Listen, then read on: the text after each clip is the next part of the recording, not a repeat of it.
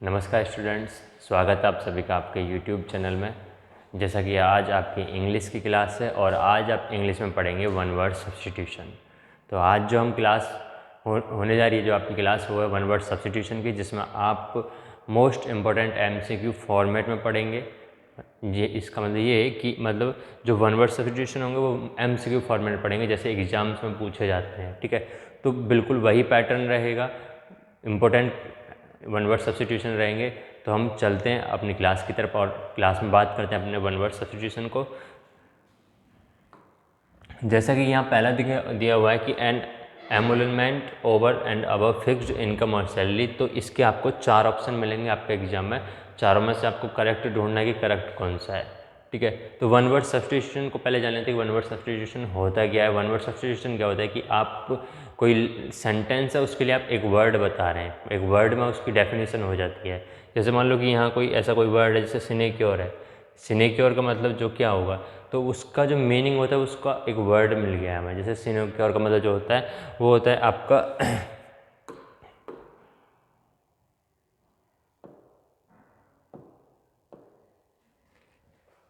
Sinecure का मतलब होता है कि आपको कम काम करना पड़े।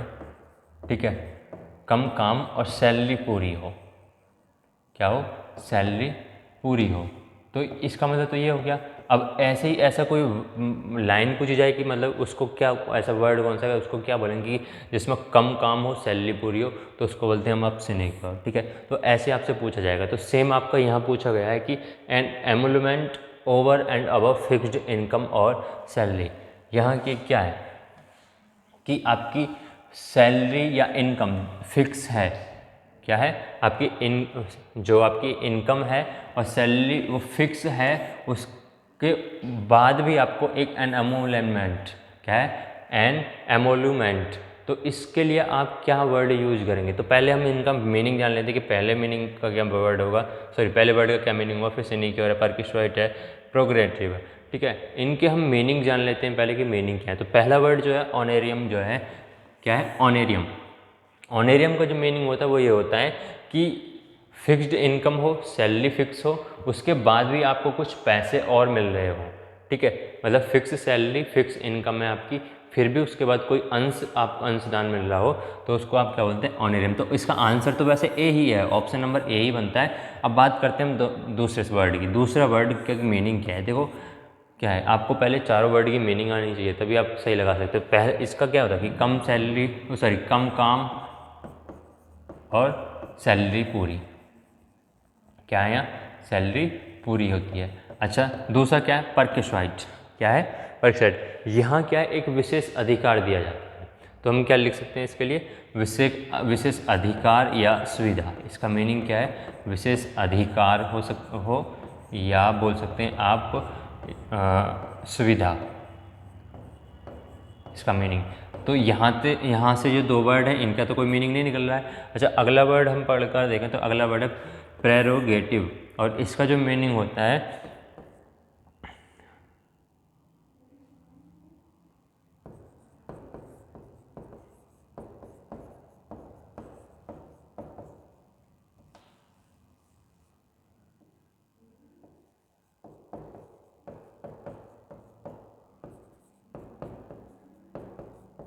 यहाँ, इसका मीनिंग ये होता है कि किसी व्यक्ति या वस्तु का विशेष अधिकार। दोनों में अंतर जान लेते हैं क्या है। ठीक है, यहाँ ये जो कह रहा है कि किसी व्यक्ति या वस्तु का विशेष अधिकार है, प्रोग्रेटिव का मीनिंग जो है उसका मतलब ये हो जाता है कि कोई किसी पर आपका जो अधिकार है वो ज़्यादा है। जैसे जो मोबाइल है ये किसका है? आपका है, तो इस पर आपका अधिकार है। ठीक है, तो ये हो जाता है। तो यहाँ जो जो सबसे बेस्ट जो है वो क्या है? वो आपका ऑनेरियम है, जो आपका सही आंसर है। ठीक है, हम बात करेंगे अगले वर्ड की, अगले वन वर्ड सब्स्टिट्यूशन की। चलिए आगे देखते हैं। आगे हमारा a place where clothes are a place where clothes are kept. यहाँ ये पूछा गया है कि ऐसा जगह जहाँ कपड़े रखे जाते हों, ऐसी जगह जहाँ कपड़े रखे जाते हों। तो यहाँ जो है सारे मीनिंग क्या हैं? सब सेम से हैं। देखो, कपबोर्ड है, वार्डरोब है, ड्रॉर है, क्लोजेट है। अच्छा, ड्रॉर तो आपके वैसे कैंसिल कर देंगे कि ड्रॉर क्या होता है?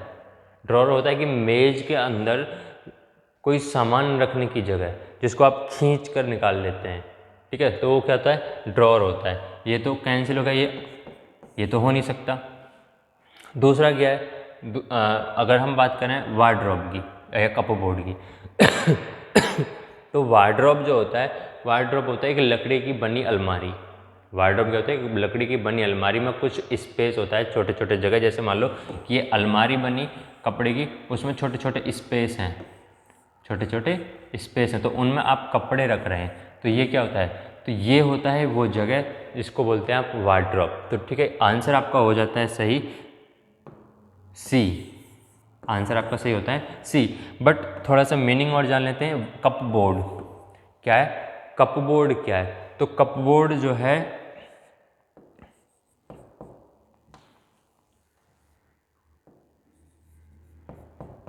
भोजन, या आप इसके लिए बोल सकते हैं वस्तु, कैसे, रखने की जगह। अब बात करें आप कपबोर्ड की, कपबोर्ड किस में होता है, आपने किचन देखा है, किचन में क्या होता है, बर्तन रखने के लिए थोड़ी सी जगह होती है जिसको आप खींच कर निकालते हैं बर्तन, या फिर आप क्या रखते हैं, जब भोजन बना लेते हैं, भोजन को रखने की जो जगह होगी उसको, भोजन को आप कहाँ रखते हैं, तो ये सारी जो चीज़ें होती हैं तो वो आपकी क्या होती है, वो होता है कपबोर्ड। मतलब भोजन या वस्तु रखने की जो जगह होगी वो क्या होगी, कपबोर्ड। क्लोजेट क्या होता है, क्लोजेट भी एक तरह से आप बात कह सकते हैं कि कपबोर्ड की तरह ही है, ठीक है। तो आपका ऑप्शन कौन सा सही होता है, ऑप्शन आपका सही होता है वार्डरोब। तो कपड़े रखने की जो जगह होती है वो कौन सी है, वो होती है वार्डरोब, ठीक है। आगे हम बात कर रहे हैं, आगे चल रहे हैं चलिए आगे बताएंगे आप, that can not be altered और withdrawn, that can not be altered और विदड्रॉन, इसका मीनिंग पहले समझ लेते कि इसके पूछ क्या रहा है, ये पूछ क्या रहा है। यहाँ पूछा गया that can not be altered और विदड्रॉन, मतलब जिसको आप बदल नहीं सकते हो, जिसको आप चेंज नहीं कर सकते हो, अपरिवर्तनीय रहे, वो चेंज नहीं कर सकते हैं, तो वो कौन सा वर्ड होगा, इरेवोकेबल, रेट्रिएबल, इरेफुटेबल या इरेसिस्टेबल। तो यहाँ तीनों वर्ड, चारों वर्ड क्या हैं, सेम सेम से हैं सारे, बट आपका लास्ट वाला मतलब एक जो यहाँ से कॉम्बिनेशन बना रखा है इन्होंने, IRR से बना रखा है, तो यहाँ कौन सा वर्ड होगा, पहले मीनिंग जानेंगे कि मीनिंग क्या है। चलिए पहला वर्ड जो है हमारा, पहला वर्ड क्या होता है, इरिवोकेबल। इरिवोकेबल का मीनिंग जो होता है वो होता है आपका अपरिवर्तनीय, ठीक है, मतलब नो चेंजेस, नो चेंज या नो चेंजेस। यहाँ क्या हुआ, इरिवोकेबल का मतलब कोई चेंज नहीं हो, और यहाँ यही तो लिखा है कि that can not be altered और विड्रॉन, मतलब जिसको चेंज नहीं किया जा सकता, जिसको कोई फॉर्मेशन नहीं किया जा सकता, न्यू फॉर्मेशन नहीं किया हो सकता, तो उसको क्या बोलेंगे आप, इरिवोकेबल। तो आपका आंसर तो सही होता है आपका ऑप्शन नंबर ए, ठीक है। अब बात करते हैं और ऑप्शंस की। अगला ऑप्शन है, यहाँ मान लो कि जैसे ये इरिफुटेबल है, इसको आप बोल सकते हैं अखंडनीय। क्या है, अखंडनीय। अखंडनीय का मतलब क्या हो जाता है, अखंडनीय का मतलब यहाँ होता है कि जिसको आप तोड़ ना सकें, बिखेर नहीं सकें, मतलब अखंड। खंड और अखंड में क्या मीनिंग हुआ, मतलब खंड, खंडित हो गई, खंडित का मतलब हो जाता है कि आप कुछ टुकड़े टुकड़े हो गए, वो बट गई है, पार्ट्स में बट चुका है चीज़ है। अखंडनीय का मतलब कि वो जुड़ी हुई है, वो टूट नहीं सकती, बिखर नहीं सकती उसमें से कोई चीज़, ठीक है। तो यहाँ इरिफुटेबल क्या हो गया, अखंडनीय हो गया। अच्छा अगर हम बात करें इरिसिस्टेबल, इरिसिस्टेबल का जो मतलब होता है वो होता है कि आप किसी को आकर्षण करना होता है, मतलब आकर्षित कर रहे हैं, अट्रैक्शन बढ़ा रहे हैं, अट्रैक्ट कर रहे हैं, तो यहाँ आप लिख सकते हैं इसके लिए वो भी मतलब ऐसे बोल सकते हैं अस्थिर, आकर्षक भी बोल सकते हैं इसको,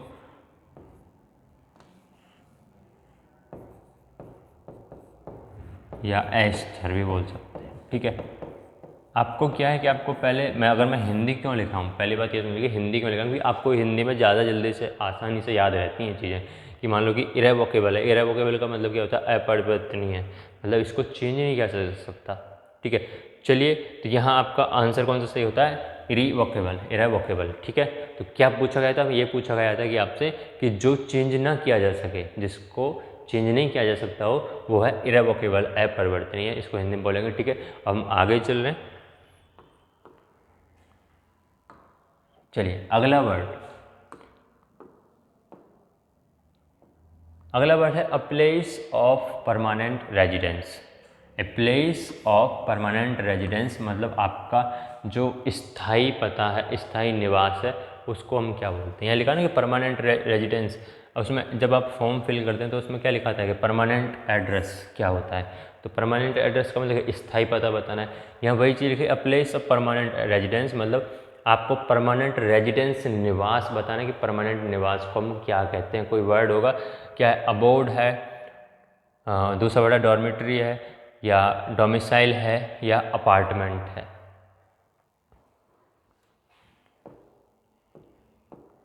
चलिए अगर हम बात करें अपार्टमेंट की, अपार्टमेंट क्या होता है? क्या बोलते हैं अपार्टमेंट? अपार्टमेंट वही तो होता है जो जिस कमरे में आप रह रहे हैं वो किराए पर लिया हुआ हो। तो ये क्या हो सकता है? मतलब आपका फ्लैट हो सकता है।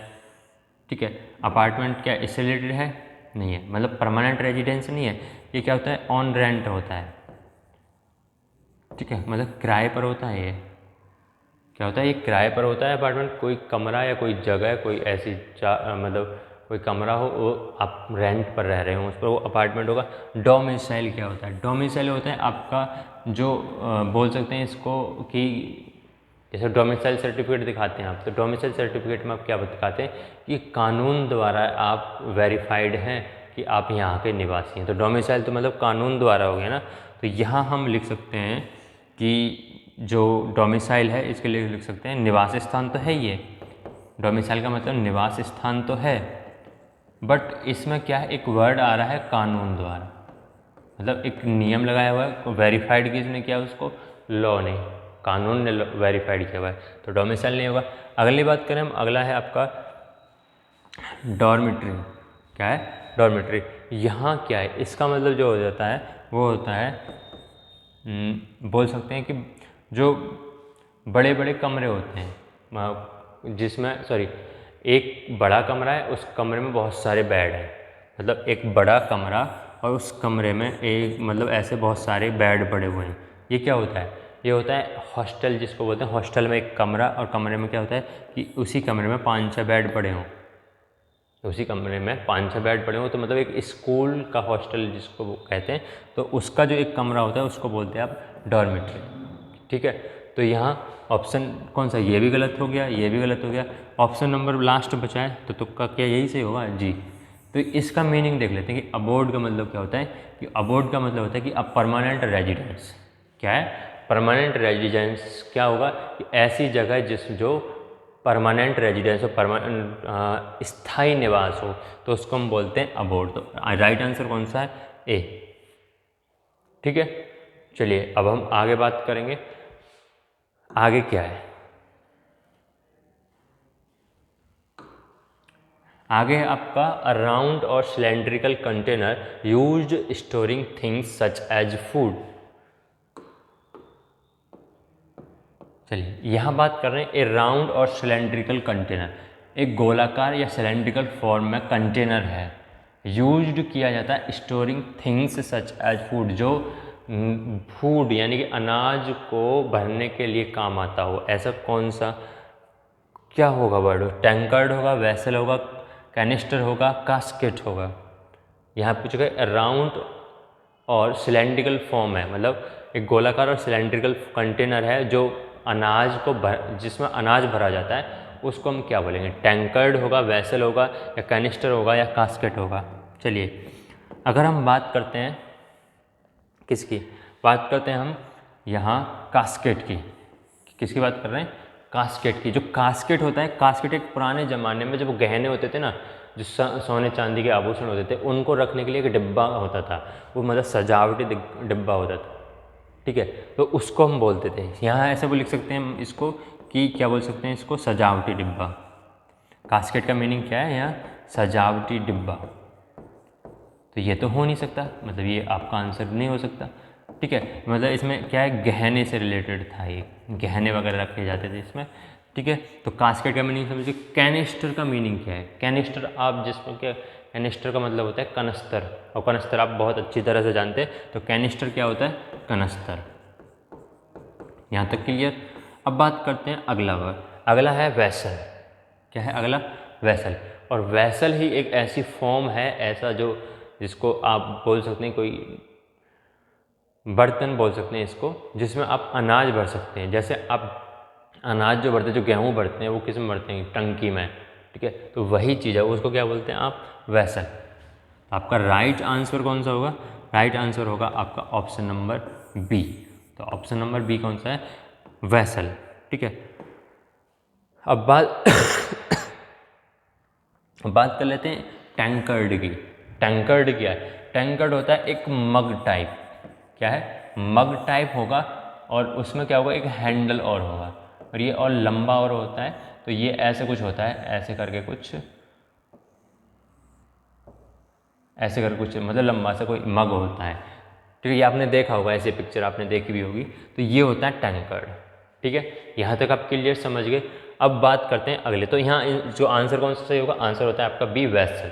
क्या है वेसल? एक सिलेंड्रिकल और क्या है, राउंड शेप का है। वो क्या है, उसके लिए क्या काम के लिए आता है? फूड को स्टोर करने के लिए काम आता है, फूड को रखने के लिए। ठीक है, अनाज वगैरह है। चलिए हम आगे बात कर रहे हैं।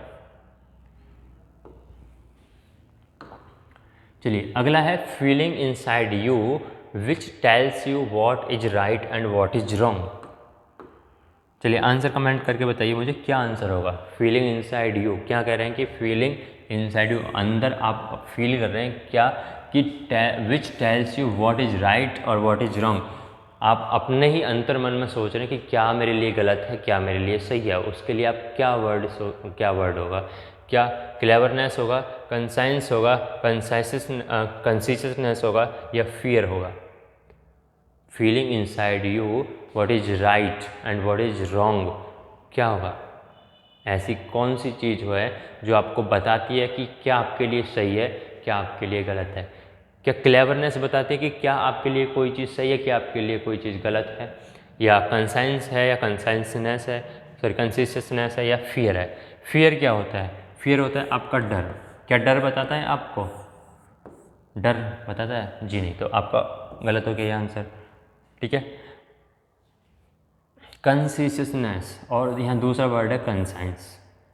क्लेवरनेस की बात करें, क्लेवरनेस क्या होती है? क्लेवर होता है चतुराई। ठीक है, और चतुराई क्या है यहाँ को रिलेटेड है? क्या चतुराई से आप बता सकते हैं कि कोई चीज़ आपके लिए गलत है कि कोई चीज़ गलत है? गलत, ये भी नहीं है ऑप्शन। तो मतलब ये चतुराई जो है, क्लेवरनेस, ये भी गलत है। अब बात करते हैं कंसाइंस की। ये कंसाइंस जो होती है, मतलब आपकी जो मानसिक से बताती है, मन से बताती है, वो होता है आपका ऑप्शन नंबर, यहाँ जो सही होता है वो होता है ऑप्शन नंबर बी। कौन सा है option number? Option number B यहाँ सही होता है। ठीक है, तो कंसाइंस क्या होगी? वो कंसाइंस बताती है आपको कि आपके लिए क्या सही है, क्या आपके लिए गलत है। ठीक है, तो ऑप्शन इज बी। क्या है? Right answer is B. अब आगे हम बात कर रहे हैं, आगे पढ़ रहे हैं। N inscription on A Tom.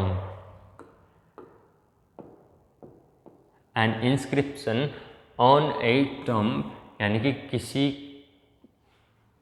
के, मतलब जो टॉम बोलते हैं, मतलब गुम्मद हुई किसी की, उस पर कुछ लेख लिखवाना, या लिखा हुआ लेख हो, उसको क्या बोलते हैं?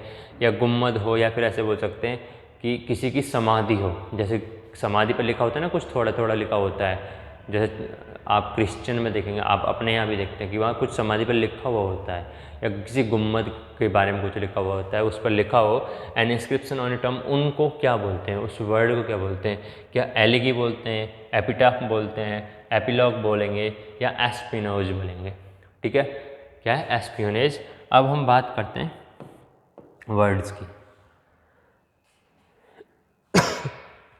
यहाँ एलिगी जो है, एलिगी क्या है? एलिगी एक ऐसी पोयम या ऐसी स्टोरी, सॉरी ऐसी पोयम या ऐसा संगीत, ऐसा सॉन्ग जो डेडिकेटेड करता हो किसी, मतलब दुख भरा कविता, दुख भरी कविता हो, दुख भरी सॉन्ग हो, वो किसी की मौत हो जाने पर जो गाया जाता है वो एलिगी होता है। तो हम यहाँ लिख सकते हैं कि अ पोयम, क्या लिख सकते हैं, अ पोयम और song that expresses sadness especially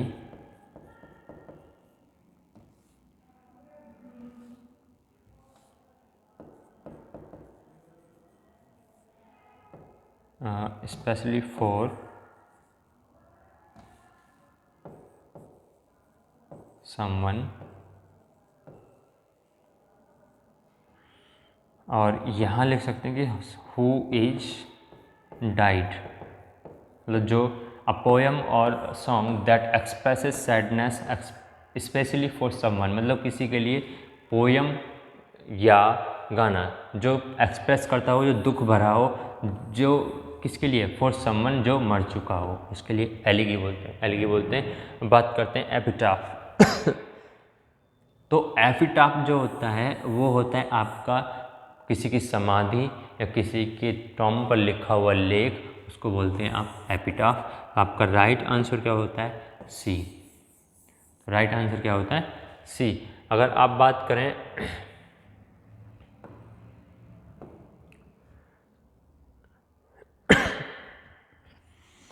अगर आप बात करते हैं एस्पियोनेज, मुझे इसका कमेंट करके आंसर बताइए, मतलब एस्पियोनेज किसको कहते हैं।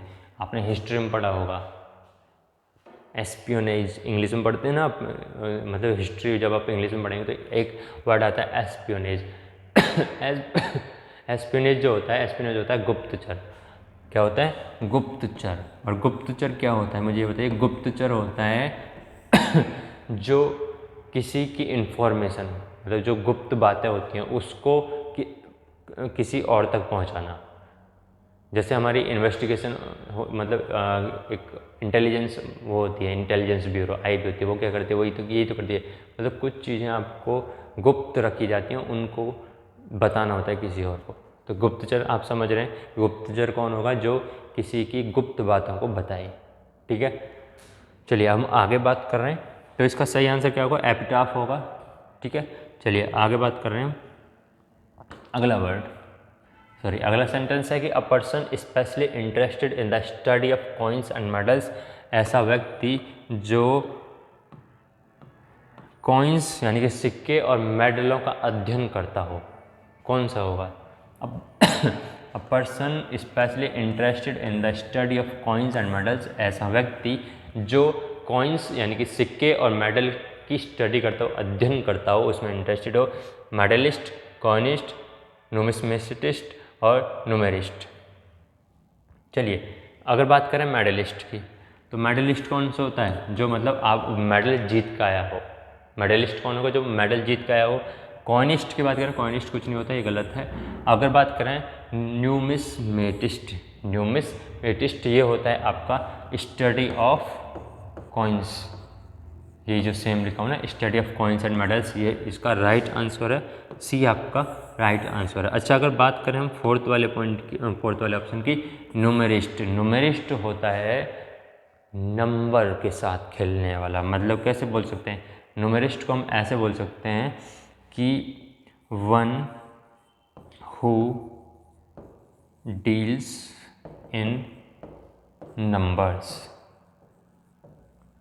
ठीक है, one who deals in numbers. तो न्यूमेरिस्ट कौन होगा, one who deals in numbers, जो नंबरों में खेलता रहता हो। ठीक है, चलिए अब हम इसका जो राइट आंसर होगा, राइट आंसर क्या है, न्यूमिस्मेटिस्ट, मतलब जो सिक्का और मेडलों का अध्ययन करता हो। ठीक है, अब हम आगे चल रहे हैं, आगे पढ़ेंगे।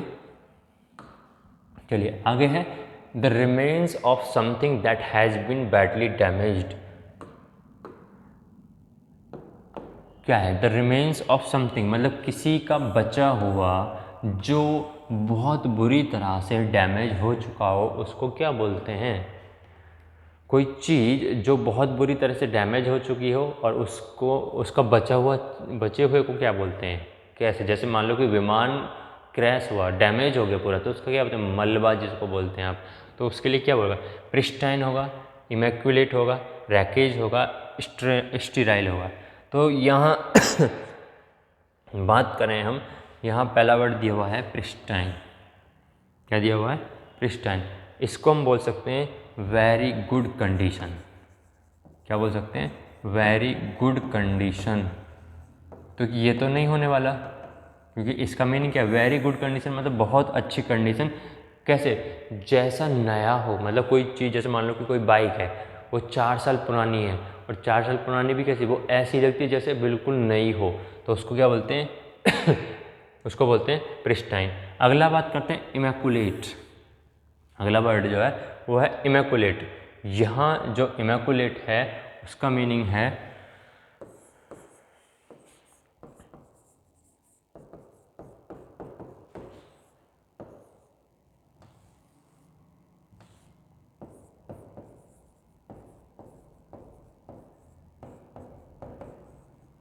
परफेक्टली क्लीन एंड टिडी, मतलब बिल्कुल साफ सुथरा। ये भी गलत हो गया। मतलब यहाँ आपसे पूछा गया है कि बैडली डैमेज्ड, जो बहुत बुरी तरह से डैमेज हो चुका हो, उसके जो बचा हुआ चीज़ है, पार्ट जो बचे हुए हैं, उसको क्या बोलेंगे हम? तो ये दोनों तो गलत हो गए। प्रिस्टाइन भी वेरी गुड कंडीशन, बिल्कुल नए की तरह कंडीशन होना। इमैकुलेट क्या? परफेक्ट क्लीन एंड टिडी। परफेक्टली क्लीन एंड टिडी का मतलब कि बिल्कुल साफ सुथरा होना चाहिए, ये भी गलत हो गया। अब बचा रैकेज। यहाँ जो रैकेज है इसका मतलब यही होता है, रैक जिसको आप बोलते हैं, रैक क्या होता है? डैमेजेस होता है, मतलब जो मलबा जो होता है, क्या होता है? ये क्या होता है? मलबा, बचा हुआ जो पर रैकेज बोलते हैं उसको। तो क्या आंसर होगा आपका? ऑप्शन नंबर ऑप्शन नंबर क्या होगा? सी। अच्छा, एक वर्ड और बचा भी, स्टेराइल। इसका मीनिंग क्या होगा? इसका मीनिंग होता है कंप्लीटली क्लीन।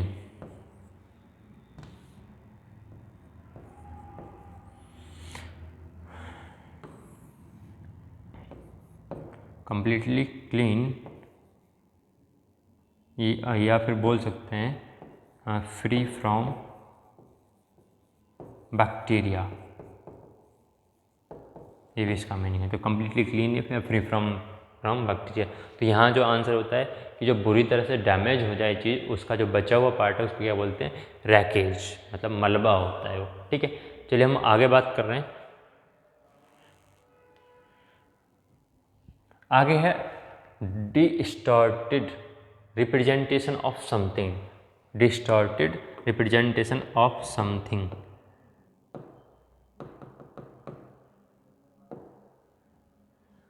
बताइए क्या मीनिंग होगा इसका? Distorted representation of something. यहाँ रिप्रेजेंट कर रहे हैं कौन सा? डिस्टॉर्टेड। किसका? समथिंग है, यहाँ रिप्रेजेंटेशन रिप्रेजेंट कर रहे हैं आप किसी का, वो भी कैसा है? डिस्टॉर्टेड। डिस्टॉर्टेड का मीनिंग समझ लेते हैं। डिस्टॉर्टेड का मतलब क्या होता है? तोड़ मरोड़ कर। क्या है? तोड़ मरोड़ कर।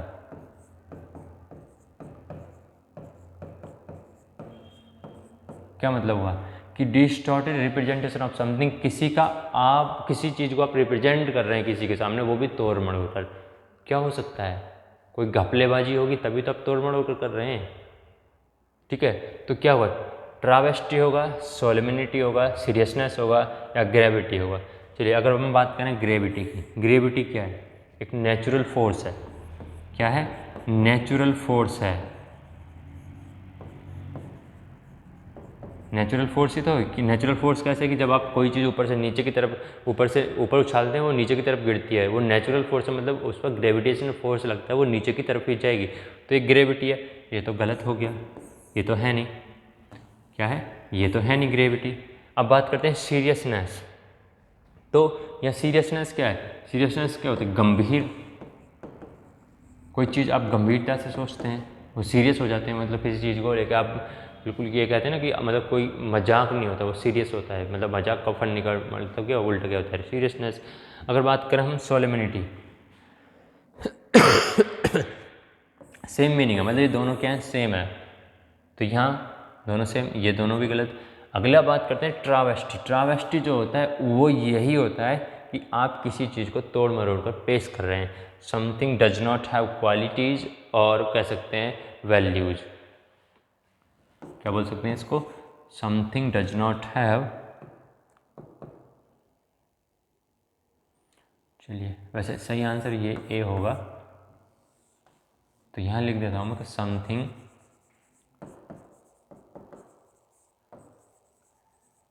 डज नॉट हैव क्वालिटीज और वैल्यूज। अगर एक बात हुई मतलब उसमें यही तो बोला था कि कुछ घपलेबाजी होगी, जब उस चीज़ को तब तोड़ मरोड़ कर पेश करें तो उसमें कुछ ना कुछ घपलेबाजी होगी। तो मतलब क्या है कि डज नॉट हैव क्वालिटीज, उसके हो सकता है क्वालिटीज ना हो या उसकी कोई वैल्यूज ना हो उनके उस चीज़ की, तो उसको क्या बोलते हैं, ट्रावेस्टी। ठीक है, आगे बात करते हैं। तो आंसर कौन सा सही होगा, आपका ऑप्शन नंबर ए यहाँ राइट आंसर है। ठीक है, आगे बात कर रहे हैं हम अगला। चलिए आगे है, in exactly the same words as were used originally. यहाँ है कि in exactly the same words as were used originally, वो सारे वर्ड्स जो सेम ओरिजिनल थे वो दोबारा से यूज कर लेना, उनको क्या बोलते हैं, verbatim, offbeat, divergent, contrary. चलिए अगर हम बात करें कॉन्ट्रेरी, कॉन्ट्रेरी का मतलब होता है डिफरेंट, टोटली डिफरेंट, या बोल सकते हैं कंप्लीटली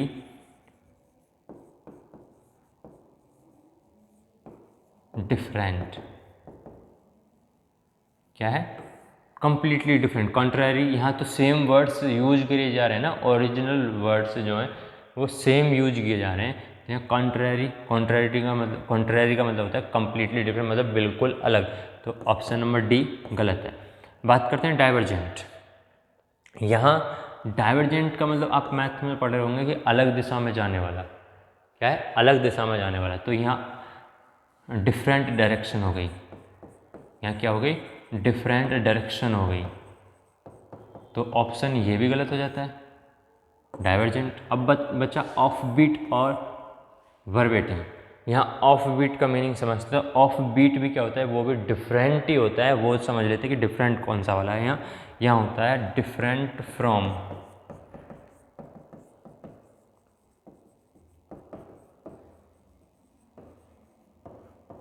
नॉर्मल एक्सपेक्टेशन। कैसे, मतलब नॉर्मल एक्सपेक्टेशन से अलग होना, लोगों ने कुछ और सोच रखा था, मतलब एक उम्मीद लगाए बैठे थे, नॉर्मल उम्मीद, और उससे अलग हो जाना, उसको आप क्या बोलते हैं, ऑफ बीट। ठीक है, ये भी गलत हुआ। अब बचा आपका क्या, वर्बेटिम। तो इसका जो सही आंसर है मतलब वो सेम है, क्या सेम वर्ड्स जो यूज करते हैं आप, तो आपका ऑप्शन नंबर ए यहाँ सही होता है। तो ऑप्शन नंबर कौन सा सही है यहाँ, ऑप्शन नंबर ए। क्या है कि जो सेम वर्ड्स को यूज करना, ओरिजिनल जो वर्ड्स थे उनको सेम यूज करना, आप क्या बोलेंगे, वर्बेटिम। ठीक है, यहाँ तक समझ में आया होगा। अब बात कर रहे हैं हम आगे आगे कुछ और वर्ड्स हैं। चलिए देखो, आज आपके देखो, आप एक वर्ड, आप एक ये पढ़ रहे हैं कि स्पीच डिलीवर्ड विदाउट प्रिपरेशन, ये लाइन पढ़ी आपने, एक इनमें से बता दी कि एक सही है। इसके साथ साथ आप 3 वर्ड और जान रहे हैं। क्या है, इसके साथ साथ 3 वर्ड और जान रहे हैं, तो उसका भी मीनिंग आप जान रहे हैं, आपके लिए क्या है, बेनिफिट है। मतलब आप एक के साथ कई चीज़ें और भी सीख रहे हैं, वर्ड मीनिंग सीख रहे हैं आप, और उसके साथ साथ 1 वर्ड सब्स्टिट्यूशन भी सीख रहे हैं। ठीक है, चलिए अब हम बात कर रहे हैं यहाँ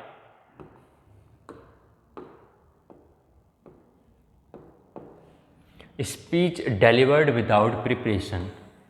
बिना तैयारी के स्पीच को डिलीवर्ड कर देना, बिना तैयारी के स्पीच भाषण को डिलीवर्ड कर देना, तो वो क्या होगा, रेक्ट्रिक होगा, ओरेशन होगा, या ये होगा एक्सटेम्पोर होगा, या मैडन स्पीच होगा।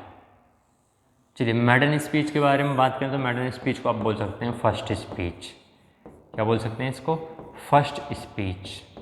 मैडन स्पीच को बोल सकते हैं आप फर्स्ट स्पीच। तो ये पहली स्पीच है, तो ये तो आपका गलत हो जाता है। तो ऑप्शन नंबर डी क्या है यहाँ, गलत। ऑप्शन नंबर डी गलत हो जाता है, क्योंकि मैडन स्पीच फर्स्ट स्पीच होता है, तो फर्स्ट स्पीच का तो कोई मैटर नहीं है। यहाँ तो विदाउट प्रिपरेशन है, मतलब बिना तैयारी के स्पीच को डिलीवर्ड करना है। तो अच्छा आगे वर्ड आपका है अगला वर्ड, चलिए सी जो ऑप्शन है उसका मीनिंग बताइए मुझे। सी का जो मीनिंग होगा वो क्या होगा? सी का अगर हम मीनिंग की बात करें, ये जो एक्सटम, ये इसका जो प्रोनाउंसिएशन है वो एक्सटम्परी होगा। क्या होगा? एक्सटम्परी। एक्सटम्परी का जो मीनिंग वो जो होता है वो होता है आपका कि स्पीच डिलीवर्ड विदाउट प्रिपरेशन, किसी स्पीच को बिना तैयारी के डिलीवर्ड कर देना, आंसर दे देना, वो क्या होता है? एक्सटम्पोर। बात करते हैं दोनों, दो वर्ड्स और बचे हुए हैं। दो वर्ड्स में आपका पहला जो ये रेट्रिक जो है, रेट्रिक का मीनिंग क्या है? रेटरिंग का मीनिंग होता है कि आप दिखावा कर रहे हैं किसी चीज़ का, शो ऑफ कर रहे हैं किसी को अट्रैक्ट करने के लिए। किसी को अट्रैक्ट करने के लिए जो दिखावा किया जाता है, जो आपके पास है नहीं फिर भी आप वो चीज़ें कर रहे हैं, दिखा रहे हैं, जिनका कोई मीनिंग नहीं होता है, ठीक है, तो वो होता है रेटरिक। ऑरेशन की बात करें, बात करते हैं हम ऑरेशन की, तो इसका जो मीनिंग होगा वो आप कह सकते हैं ऑरेशन एक स्पीच ही होती है। क्या होती है? स्पीच ही होती है। तो इसका तो सेम मीनिंग हो जाता है। तो आपका राइट आंसर कौन सा होगा? एक्सटम्परी। क्या होगा? एक्सटम्परी, स्पीच डिलीवर्ड विदाउट प्रिपरेशन। जिसका जो आंसर होगा वो होगा एक्सटम्परी, मतलब कि बिना तैयारी के स्पीच को डिलीवर्ड कर देना, वो होता है एक्सटम्परी। ठीक है, अब हम आगे चल रहे हैं। चलिए अगला है आपका succession of rulers belonging to one family.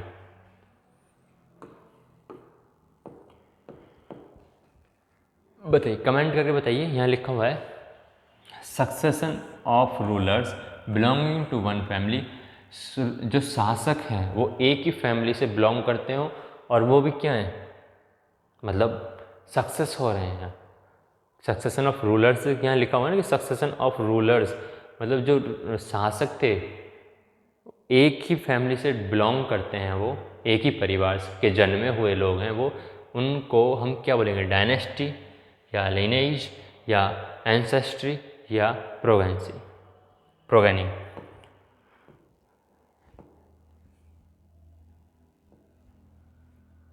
चलिए अगर हम बात करें यहाँ प्रोगेनी, प्रोगेनी होती है संतान।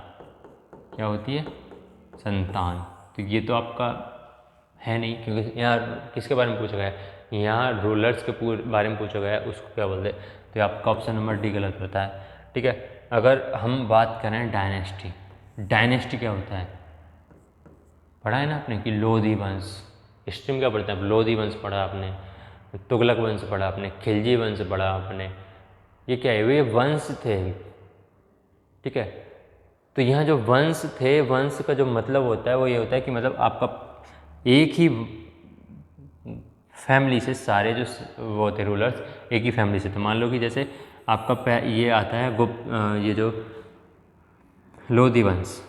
ठीक है, अब लोधी वंश में क्या था कि लोधी में बहलोल लोधी आए, फिर और आया, जैसे जो आते रहे लोग, तो एक ही फैमिली से थे, तो उनको हम बोलते हैं डायनेस्टी। ठीक है, तो यहाँ राइट आंसर क्या होगा? Option number A, dynasty. Succession of rulers belonging to one family, वो होते हैं आपके, वो होता है मतलब डायनेस्टी। ठीक है, चलिए आगे बात कर रहे हैं हम। आगे है to remove a need. To remove a need, इसको हम कह सकते हैं to remove a difficulty. To remove a difficulty,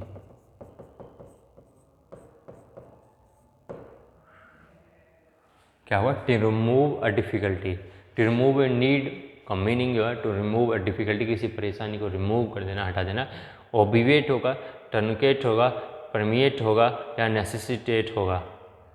ये जो नेसेसिटेट है ये इसका जो आपका मीनिंग है वो नेसेसरी मान सकते हैं इसको। क्या है? नेसेसरी है।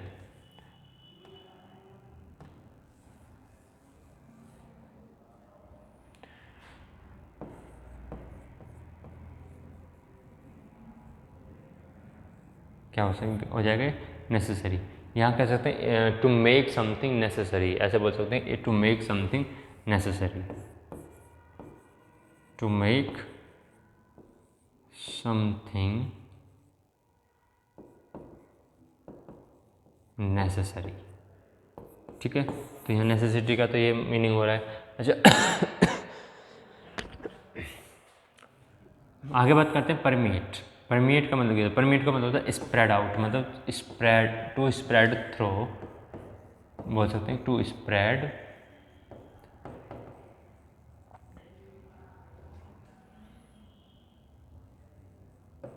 To spread through. मतलब क्या हो सकता है? स्प्रेड थ्रो का मतलब यह होता है कि किसी गंध का फैलना, या आप बोल सकते हैं गैस का फैलना, तो इस परमिएट होता है। ठीक है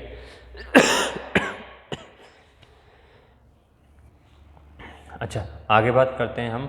आगे है टर्नकेट, और टर्नकेट का मतलब होता है कि टू मेक समथिंग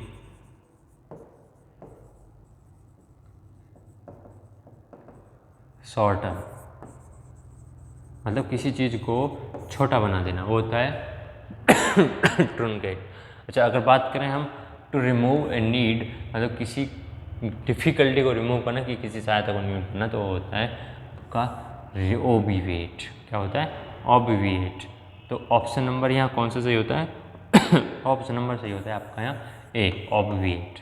ठीक है, यहाँ तक समझ गए। ओबिविएट मतलब यहाँ क्या है कि जो आपका एग्जाम में ऐसे पूछेगा कि आपको लिखा होगा टू रिमूव ए नीड, तो यहाँ आपको नीचे 4 ऑप्शन मिलेंगे, 4 ऑप्शन में से आपको देखना है। ठीक है, चलिए हम आगे बात कर रहे हैं।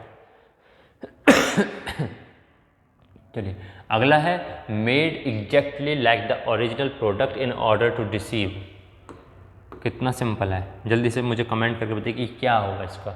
मेड एग्जैक्टली मतलब आपको बनाना है वही प्रोडक्ट जो क्या हो, इन ऑर्डर टू डिसीव मतलब धोखा देने के लिए आपको बनाना है। Made exactly like the original product की तरह बनाना है। इन ऑर्डर टू डिसीव मतलब आपको ऐसा प्रोडक्ट बनाना है जो सेम उसी की तरह लगे। ठीक है, और उसको बनाने को हम क्या बोलते हैं? नकली। वही तो होता है, मतलब आप किसी चीज़ की कॉपी कर रहे हैं।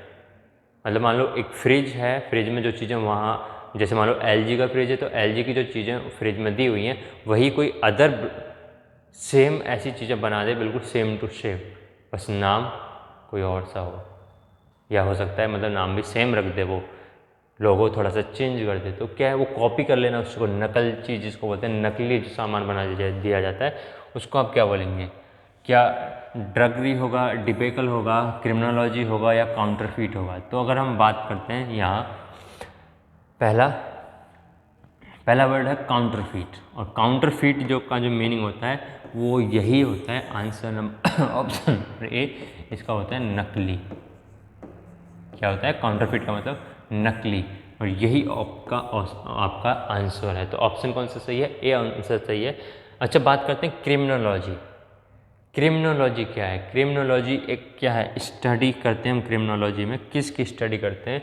The scientific study of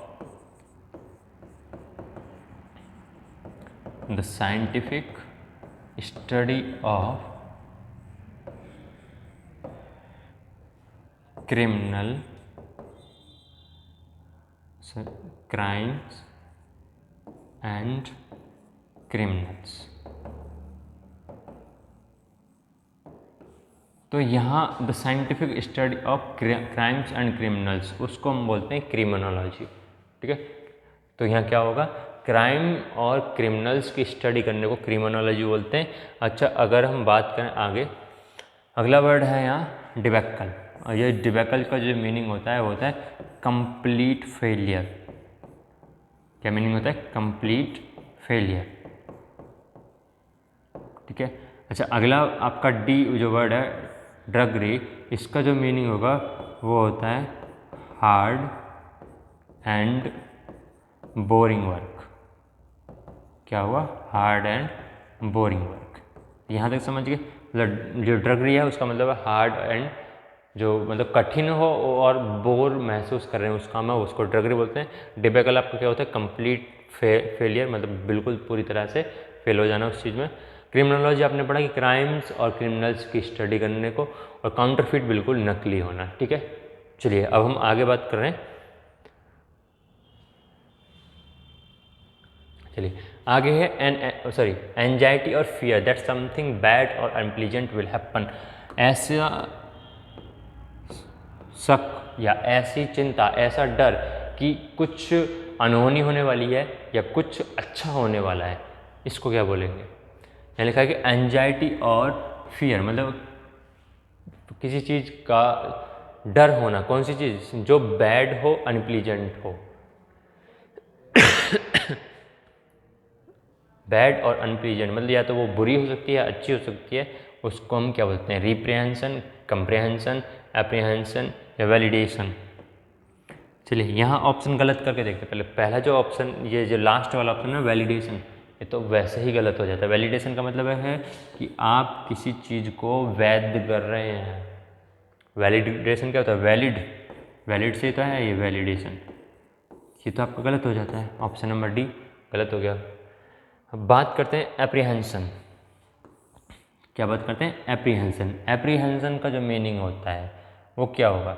apprehension का जो मीनिंग होता है वो यही होता है कि दैट समथिंग बैड और अनप्लीजेंट विल हैपन, मतलब कुछ ऐसा होने वाला हो, या तो वो अच्छा हो या बुरा हो, उसका डर, उसको बोलते हैं आप एप्रीहेंशन। तो ऑप्शन नंबर होता है आपका सी सही। आपका ऑप्शन नंबर सी सही होता है। अच्छा, अगर बात करें हम ऑप्शन नंबर बी की, option number B comprehension. Comprehension और रिप्रीहेंशन दोनों सेम सेम, और एक अप्रीहेंशन, दोनों तीनों सेम हो गए। अप्रीहेंशन का मतलब समथिंग बैड जो होने वाला हो या अच्छा होने वाला हो। अप्रीहेंशन से मतलब कंप्रीहेंशन जो होगा वो होगा आप बोल सकते हैं कनेक्टेड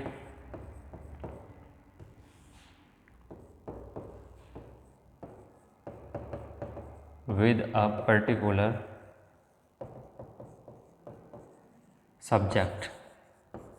किसी पर्टिकुलर सब्जेक्ट से जुड़ा होना, उसके बारे में रिलेटेड कोई डिटेल्स दी गई हो, ठीक है, वो कंप्रीहेंशन होगा। रिप्रीहेंशन को बोल सकते हैं आप निंदा, जो है क्या है? निंदा, ठीक है। तो यहाँ तक आप क्लियर समझ चुके हैं। अब हम बात कर रहे हैं आगे। चलिए अगला है आपका क्रिटिसाइज फोर्सफुली और सेवरली। इसका सही आंसर क्या होगा? इसका सही आंसर क्रिटिसाइज फोर्सफुली और सेवरली। क्रिटिसाइज क्या होता है? आलोचना करना, ठीक है। जल्दी से मुझे आंसर बताइए। एग्रेवेट होगा, लेसिरेट होगा, एक्सटेनुएट होगा या विंडिकेट होगा? आपको कुछ ऑप्शंस ऐसे लग रहे होंगे कि अरे ये तो हमने कभी पढ़े ही नहीं है। हाँ, यही तो दिक्कत है। क्या है इंग्लिश में, क्या है, आप कुछ वर्ड से परिचित नहीं होते हैं, उनको आपको लगता है कि कौन सी दुनिया से आए हैं ये वर्ड, क्योंकि आप अभी पढ़ नहीं रहे हैं इंग्लिश को सही से। क्या है, आप ऊपर ऊपर से देखते हैं कि अरे इसका तो यही आंसर होगा, तुक्का लगा देते हैं, इसका क्या आंसर होना चाहिए, ये तो ऐसे तुक्का नहीं चाहिए। हम तुक्का लगाओगे तो पक्का गलत होगा। पक्का गलत होने का मतलब आपका नेगेटिव मार्किंग है, ठीक है। चलिए, तो यहाँ जो आंसर जो होता है सही, वो आंसर होता है आपका लेसिरेट। क्या होगा? लेसिरेट, ठीक है। यहाँ अगर एग्रीवेट का मीनिंग की बात करें तो यहाँ होता है to make something worse, to make something worse, या ऐसा और कह सकते हैं कि serious,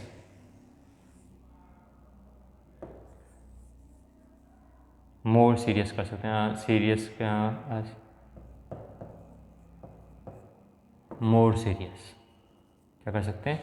more, make, to make something worse और मोर सीरियस, किसी चीज़ को बिल्कुल बेकार कर देना, बहुत गंदा, या फिर उसको सीरियस कर देना, वर्स कर देना या सीरियस कर देना, ठीक है। तो एग्रीवेट, तो ऑप्शन इसका जो सही होता है ऑप्शन नंबर बी यहाँ सही होता है, ठीक है। विंडिकेट का मतलब समझ आते हैं? अगर विंडिकेट विंडिकेट का मतलब होता है निर्दोष साबित करना। क्या होता है? निर्दोष साबित करना, विंडिकेट का मतलब, ठीक है। तो मतलब आपको क्या करना है कि आपको ये चीज़ें याद रखनी है, ये चीज़ें आपको याद रखनी है कि इनका मीनिंग क्या होता है। क्योंकि जब इंग्लिश में जब जाएंगे ना, इंग्लिश जब पोर्शन ओपन होता है तो वहाँ सब इंग्लिश में लिखा होगा, हिंदी में तो कुछ लिखने वाला नहीं है। तो आपको याद रखना है कि विंडिकेट का मीनिंग क्या होता है, कि सर ने बताया था कि निर्दोष साबित करना होता है विंडिकेट, ठीक है। यहाँ तक याद रखना। चलिए हम आगे चल रहे हैं, आगे बात करेंगे। चलिए आगे है एन ओल्ड अनमैरिड वुमेन, एक बूढ़ी औरत, वो भी कैसी? अनमैरिड, मतलब अविवाहित, शादीशुदा ना करना, शादी न हुई हो उसकी, वो भी क्या है, एन ओल्ड अनमैरिड वुमेन, एक अविवाहित बूढ़ी औरत क्या होती है, मैसोसिस्ट होती है, या ये होगा सेप्टुजिनेरियन, और ये है स्नाइपर या स्पिन सिटर। स्नाइपर क्या होता है, स्नाइपर जो होता है जो छुपकर गोली चलाता हो, स्नाइपर तो गलत है, तो ये तो छुपकर गोली चलाता है। स्पिन सिटर इसका सही आंसर है, इसका जो सही आंसर है वो डी है, स्पिन सिटर। ठीक है, तो सही आंसर क्या है, स्पिन सिटर। अच्छा, अगर हम बात करें यहाँ मैसोकिस्ट जो होता है वो होता है कि कैसी भी परिस्थिति, जो कष्ट हो या फिर भी वो सुख ले रहा हो, उसका आनंद ले रहा हो। तो यहाँ हम ऐसे लिख सकते हैं इसको कि कष्ट में भी सुख भोगना, कष्ट में भी सुख भोगने वाला,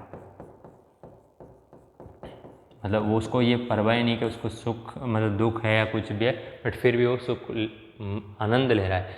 ठीक है।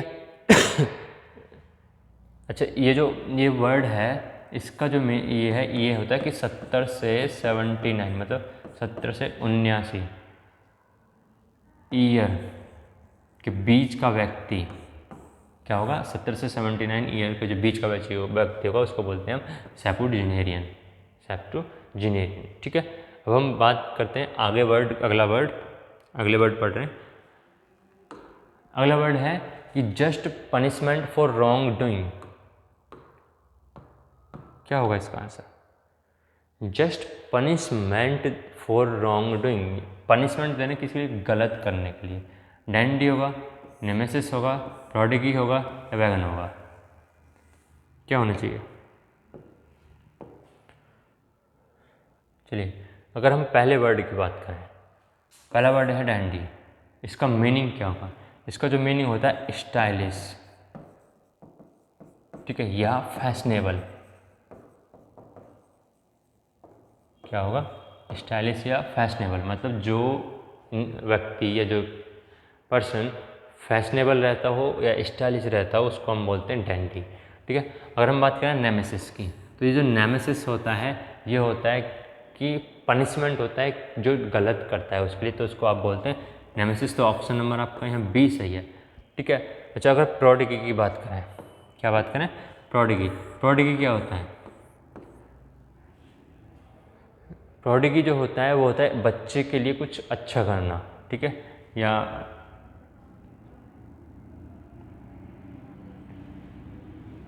मतलब कुछ गुड ऑफ समथिंग, कैसा बोलते, गुड एट समथिंग, किस में, मतलब बच्चे में आप कैसे कह सकते हैं कि जो बच्चा है, चाइल्ड है, उसमें कुछ अच्छा होना, कुछ अच्छे होने का मतलब ये है कि कुछ अलग सा होना दूसरे के मुकाबले, जैसे गॉड गिफ्टेड जो बोलते हैं, जिसको कि कुछ अलग सा है इस बच्चे में, तो वो होता है उस। ठीक है। अच्छा, जो वैगन होता है, वैगन आप किसको, वैगन होता है मालगाड़ी का डिब्बा। क्या होता है, मालगाड़ी का डिब्बा। यहाँ तक समझ गए होंगे आप सभी। ठीक है, चलिए, तो आई होप आप सारे जो इडियम्स, ये वन वर्ड सब्स्टिट्यूशन थे, ये आप समझ गए होंगे। आपको इनको क्या है, दोबारा से एक बार रिवाइज और कर लेना है। तो ये आपकी CISF का जो आपका एग्ज़ाम है फायरमैन का, उससे रिलेटेड है, उसके लिए इम्पोर्टेंट बनते हैं ये। ठीक है, तो हम अगली क्लास में मिलेंगे आपको इंग्लिश की में, उसमें कुछ नया टॉपिक होगा। तब तक के लिए धन्यवाद, टेक केयर, बाय बाय।